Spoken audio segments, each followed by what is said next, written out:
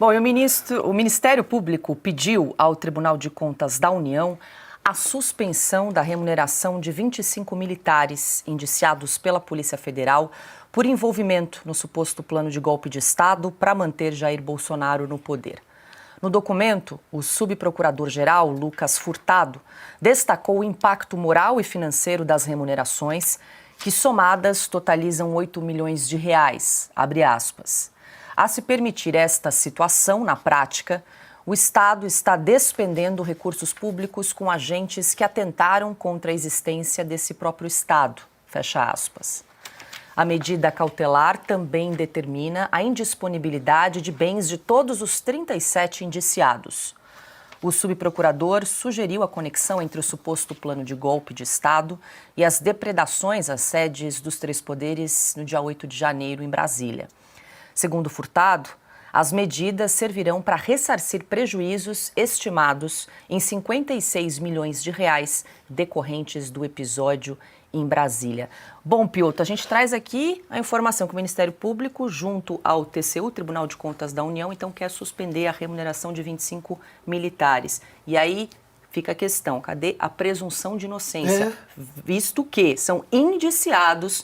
Todo esse relatório da Polícia Federal ainda vai ser enviado à Procuradoria-Geral da República, que vai decidir se vai denunciar, se vai arquivar ou se vai pedir novas diligências à Polícia Federal. Paulo, eu vou pelo seu ponto, é o principal. Isso é pré-julgamento. Outra é indício. Indício é só, digamos, como o próprio nome diz, me perdoe ser redundante, é um indício, é uma possibilidade. Não tem nada, não tem denúncia formada. E mesmo que houvesse a denúncia, ainda dependeria de todo o processo para depois, digamos, ouvir todas as partes e o julgamento. Aqui é o tipo de coisa que, e se por acaso lá na frente, o que é bem possível, aliás, é absolutamente possível, se chegar à conclusão de que essas pessoas, ou qualquer uma delas, não teve nenhum envolvimento com isso, ou que é declarada inocente, qual o dano que você causou à vida dela? Você está privando de receber, é o único trabalho. No caso desses militares, eles têm que ter dedicação integral. Eles não podem ter um segundo emprego, não podem ter uma outra fonte de renda. Aí tudo bem, o Ministério Público está pedindo que suspenda o pagamento. Ele vai viver do quê? A família dele.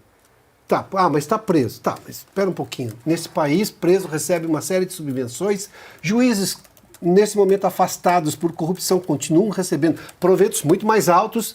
Onde é que está a equidade do tratamento? Por que estes são diferentes daquele? Volto à frase do Augusto. Tem alguns que são mais iguais que os outros. Por que essa persecução tão gravíssima agora, tão dura em relação a isso? Ninguém está inocentando ninguém aqui. Agora, indício não é prova de nada. Indício, aliás, não é prova de absolutamente nada mesmo.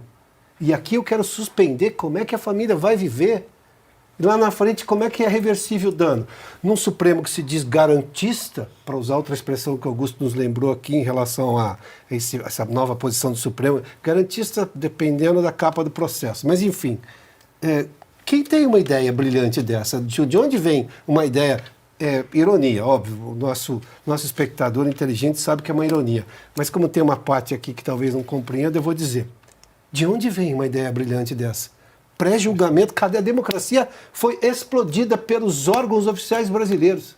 De onde vem uma ideia brilhante como essa? Pois é, Augusto, porque além de pedir a suspensão da remuneração dos militares, o subprocurador, ele ainda pede que o TCU decrete a indisponibilidade de bens e solicite, então, à Advocacia-Geral da União a apreensão do patrimônio desses 37 investigados para somar o valor de 56 milhões de reais, que seria aí a apuração estimada dos prejuízos em Brasília no 8 de janeiro. Quer dizer, ele não precisou investigar nada, não precisou reunir provas e tal, e já começou a condenar o subprocurador. Ele quer, como bem lembrou o Piotr, ele quer confiscar o salário de pessoas que não foram sequer investigadas, né? Que até agora o que apresentaram é uma piada. E, no entanto, ele não se preocupa, por exemplo, com juízes que vendem sentenças, ganham milhões, né? Ou muitos milhões, e quando são punidos, eles são punidos ao que eu chamo, a pena é o que eu chamo de vadiagem remunerada. Param de trabalhar e continuam recebendo salário. Com esses ele não mexe. Com esse ele não mexe. Ele só se... A imprensa estatizada, ela se preocupa, que não condena um caso desses, ela se preocupa com o Deltan Dallagnol, porque devolveu dinheiro à Petrobras, dinheiro roubado, e não pôde assumir o cargo que lhe foi conferido pelo povo, pelos eleitores. Ele não pode. Esse é o criminoso. O Brasil está realmente do avesso. Esse promotor aqui, ele está agindo como nem a mãe de bandido age. Né? Mãe de bandido, sempre o filho é inocente. Né? Você vê quando tem rebelião na cadeia, é a mesma história. Ah, meu filho é um menino bom, mas andou em má companhia. É aquilo ali. Esse cara é mãe de bandido. Mãe de bandido. Ele está querendo tomar o dinheiro de caras que não foram julgados, porque ele vai ser incensado em noticiários dos jornais e da TV. É isso. Augusto está falando do subprocurador, deixa eu passar aqui para a Ana, mas antes deixa eu trazer aqui o histórico do Lucas Furtado. Olha que interessante aqui. De 2015 a 2018, o Ministério Público solicitou 65 investigações sobre supostas irregularidades na gestão pública. Já de 2019 a 2022, na gestão de Jair Bolsonaro, foram 618 pedidos, ou seja, os pedidos de investigação do Ministério Público junto ao TCU cresceram quase 10 vezes durante a gestão de Jair Bolsonaro. E só o subprocurador, o Lucas Furtado, ele foi quem mais entrou com solicitações durante a última gestão. Foram 539 representações na gestão de Jair Bolsonaro. Só para trazer esse histórico aqui, aí eu passo para a Ana o comentário.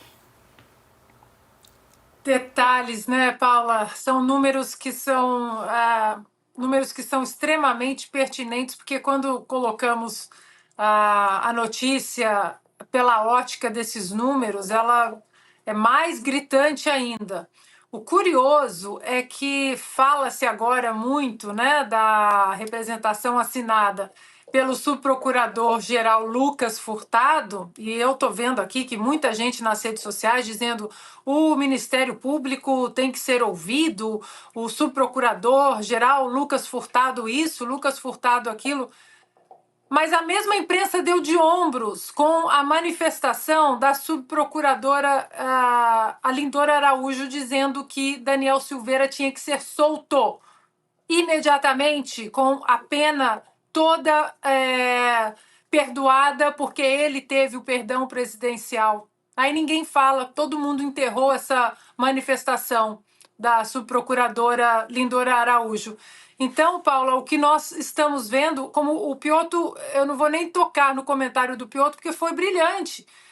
Não existe mais o devido processo legal e a conduta de que há uma inocência, há inocentes até que se provem o contrário.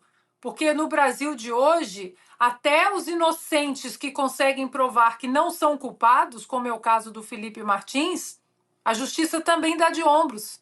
Continua falando que é culpado, sem provar a culpa, e agora tudo de cabeça para baixo. O que fica mais óbvio para todos nós, no Brasil ou fora do Brasil, o que há em curso é uma perseguição política implacável. Por quê? Porque tornaram o presidente Bolsonaro inelegível e caíram no mesmo conto, Paula, Piotr e Augusto, no mesmo conto que os democratas fizeram aqui.